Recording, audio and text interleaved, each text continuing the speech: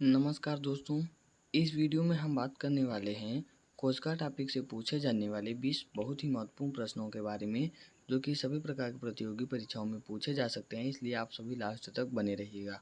आपका पहला प्रश्न है, कोस्का की खोज किसने की थी? इसका राइट आंसर हो जाएगा option number B, Robert Hooke ने की थी। आपका दूसरा प्रश्न है, कोस्का की खोज किस सन में की गई थी? इसका राइट आंसर हो जाएगा ऑप्शन नंबर बी, सन 1665 ईस्वी में। आपका तीसरा प्रश्न है, सबसे बड़ी कोशिका कौन सी है? इसका राइट आंसर हो जाएगा ऑप्शन नंबर डी, शुतुरमुर्ग का अंडा। आपका चौथा प्रश्न है, सबसे छोटी कोशिका कौन सी है? इसका राइट आंसर हो जाएगा ऑप्शन नंबर ए, माइकोप्लाज्मा।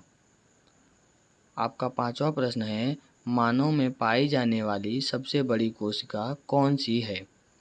इसका राइट आंसर हो जाएगा ऑप्शन नंबर ए, अंडाणु कोशिका। आपका छठवां प्रश्न है, मानव में पाई जाने वाली सबसे छोटी कोशिका कौन सी है? इसका राइट आंसर हो जाएगा ऑप्शन नंबर सी, शुक्राणु कोशिका। आपका सातवां प्रश्न है, निम्न में से किसमें कोशिका विभाजन नहीं होता है? आपका राइट आंसर हो जाएगा तंत्रिका कोशिका में। आपका आठवां प्रश्न है, कोशिका के आधार पर जीव कितने प्रकार के होते हैं? इसका राइट आंसर हो जाएगा ऑप्शन नंबर डी, 2। जीव 2 प्रकार के होते हैं। कौन कौन से होते हैं ये आपको यहाँ पे दिया हुआ है नोट में। एक पहला होता है एक कोशिकीय जीव और दूसरा होता है बहुकोशिकीय जीव। आपका 9वां प्रश्न है, कोशिका झिल्ली किससे बनी होती है? इसका राइट आंसर हो जाएगा ऑप्शन नंबर ए, प्रोटीन और लिपिड से। आपका 10वां प्रश्न है, कोशिका भित्ति किसमें पाई जाती है? इसका राइट आंसर हो जाएगा ऑप्शन नंबर बी, पादप कोशिका में।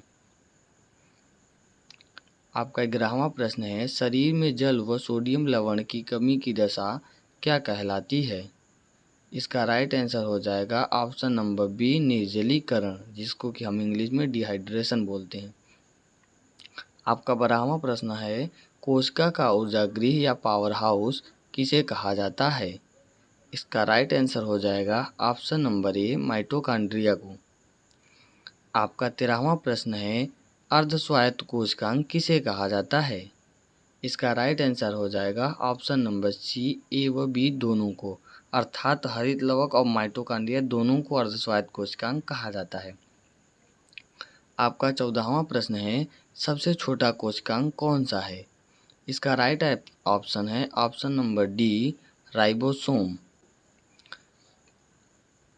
आपका 15वां प्रश्न है, कोशिका की आत्महत्या की थैली किसे कहा जाता है? आपका राइट आंसर हो जाएगा ऑप्शन नंबर सी, लाइसोसोम को। आपका 16वां नंबर प्रश्न है, लवक किस कोशिका में पाया जाता है? इसका राइट आंसर हो जाएगा ऑप्शन नंबर बी, पादप कोशिका में। आपका 17वां प्रश्न है, ऐसा कौन सा जंतु है जिसमें क्लोरोफिल पाया जाता है?